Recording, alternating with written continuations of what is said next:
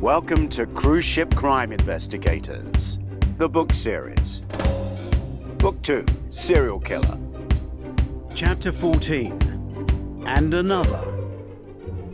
Ruby points to the standard guest data sheet with photograph. Eric Clifford is our Section 3. He's missing. He could be the murderer and therefore on the run. Kieran follows Ruby, but Hunter steps back to the previous wall. Hunter? She asks. Muster attendance was checked with the small infrared digital cruise card scanners. Ruby nods, a little put out. No facial recognition, he asks. No, done the way it's always done. Plus, it was a masked ball night, Ruby adds. Guests still had their masks on at the muster stations? Kieran asks, beginning to follow Hunter. Ruby nods again. Yeah, we had one body, but 2 guests registered as missing, so the sea search continued. It wasn't a head count, it was a cruise card count, Hunter suggests. You had 2 cruise cards missing and 3 people missing, Kieran adds. Yeah, Ruby admits, as if she must come clean that she may have missed something. One person swipes 2 cruise cards. Is that what you're thinking, Witowski? Kieran asks. Could be. Seems that 3 heads are better than 1, Ruby Jenkins, Hunter says, giving her a wry smile, as he's noticed she's a little edgy. We can help each other. I hope so, she says. Let's do the third wall. Ruby retakes control. Is his wife missing? Kieran says, pointing to Betty's sheet on the next wall. No, they travel together. He liked to drink, and they drank separately. This is his detailed bar bill for the evening, revealing a drink every 20 to 30 minutes, all in the Lido. Kieran lifts the sheet and sees the other bills going back throughout the cruise. A man of habits. An alcoholic, Hunter suggests. Looking at how much this guy drank, no wonder head office called us. They don't want to lose their best customers. And I bet you guys are being paid a fortune for this, Ruby says with a touch of jealousy. Fortune, Hunter says flatly, engrossed in the bills. Absolute fortune, Kieran agrees.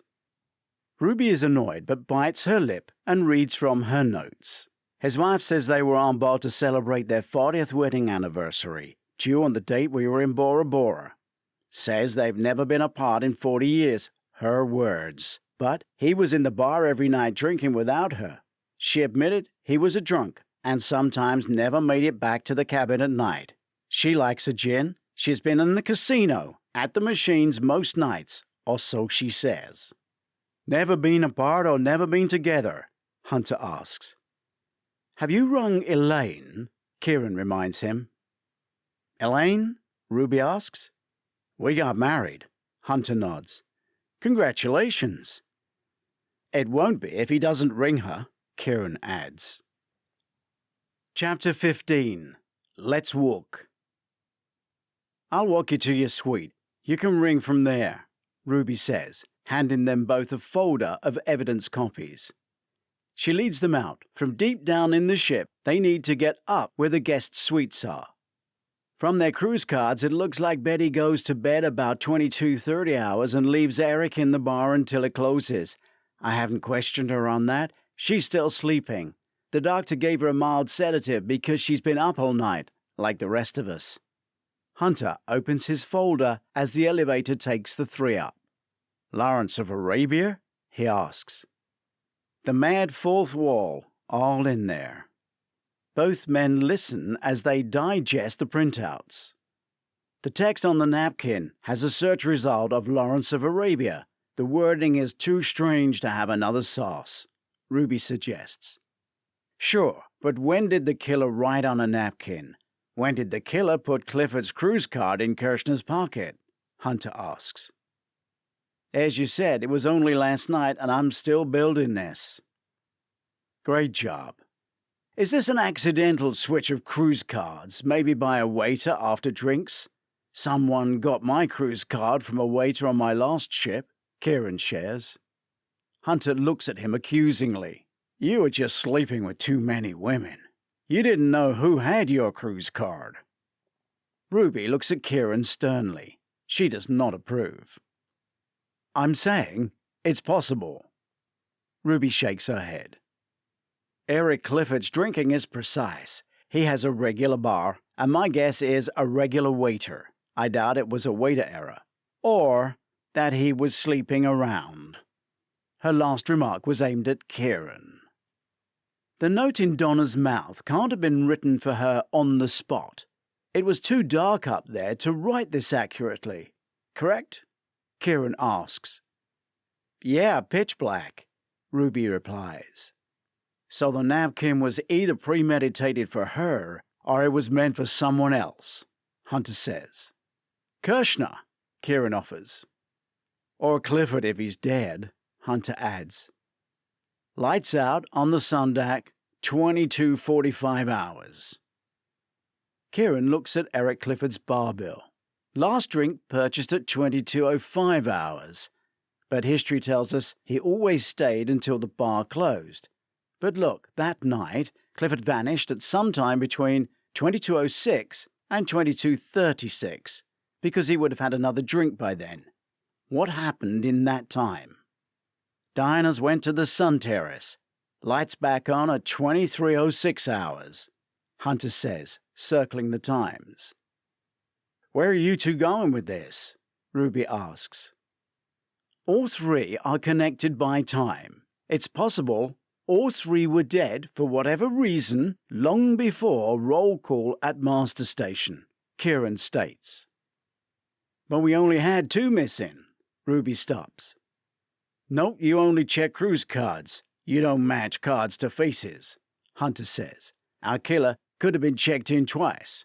Once with his own cruise card, second with Kirshner's. Let's hope that's the arrogant mistake which starts to give him up.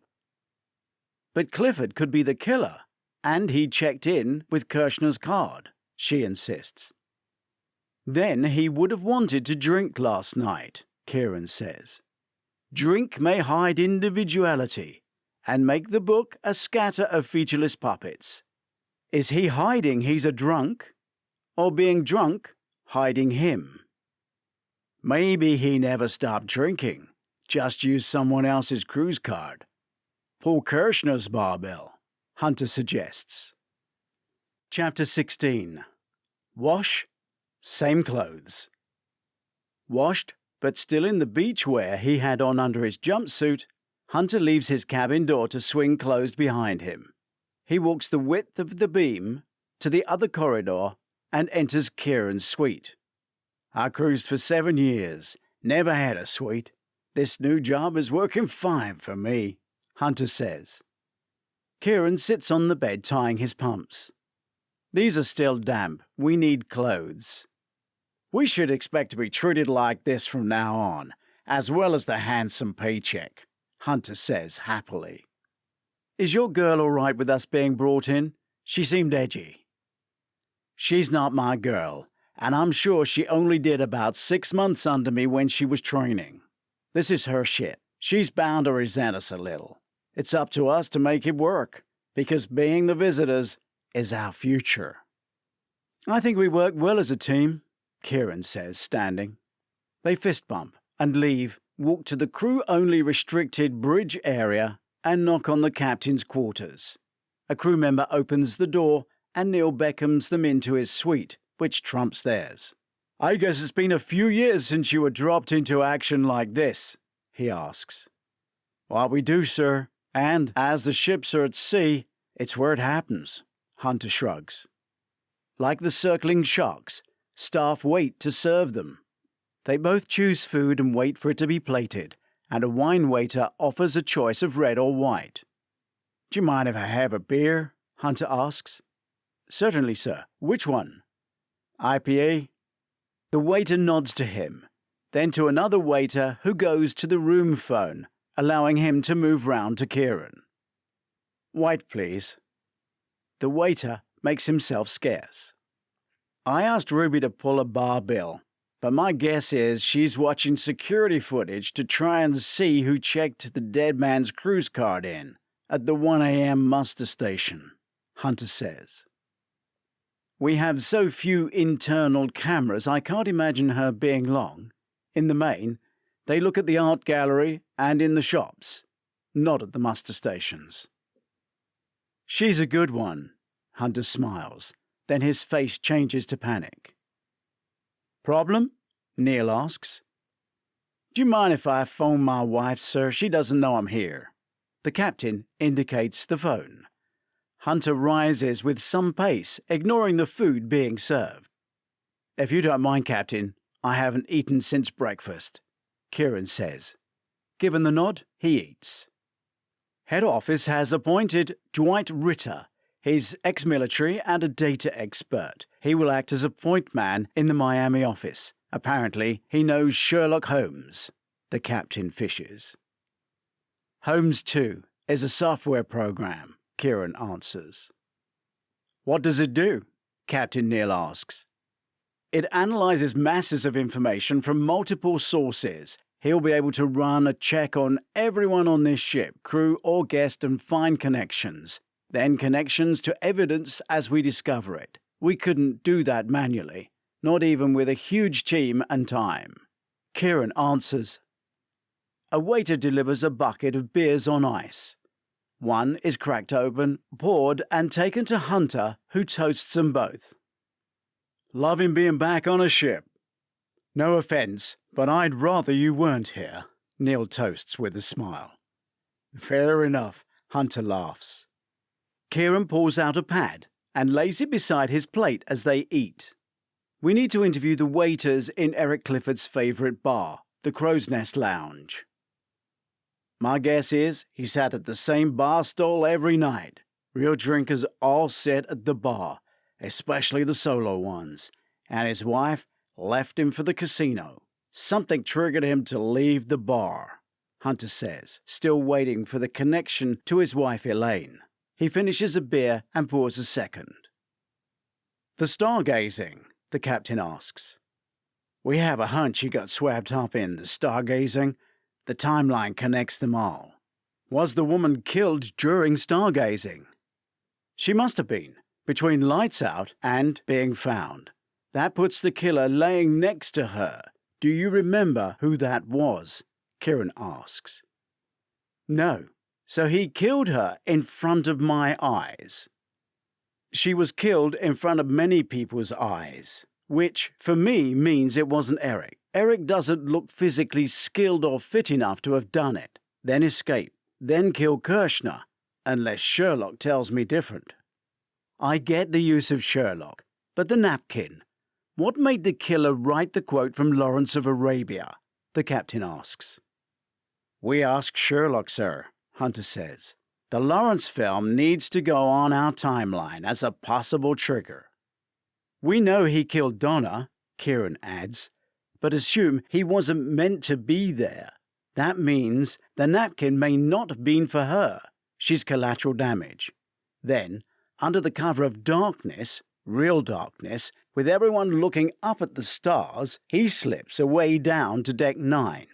Then he bumps into Kirshner. Another case of wrong place, wrong time. Kirshner can finger him. Bang. Kirshner's dead. But the murderer takes Kirshner's cruise card, plants Eric's card on him, and tips him in the sea. It must mean Eric is dead. We have 3 murders. All probably done within minutes. 4 murders, Ruby says from the doorway. Everyone in the room, including the waiters, look on in shock. Nothing like this happens on a cruise. Eric Clifford? The captain asks. No, sir, it's a member of the orchestra. Bogdan, the saxophone player. Elaine, sorry, Hunter whispers into the phone as the others move swiftly to the door. Sorry. I'm on a ship. We have a serial killer on board. Back in about 10 days. Love you, darling. Put the champagne on ice to celebrate our first job.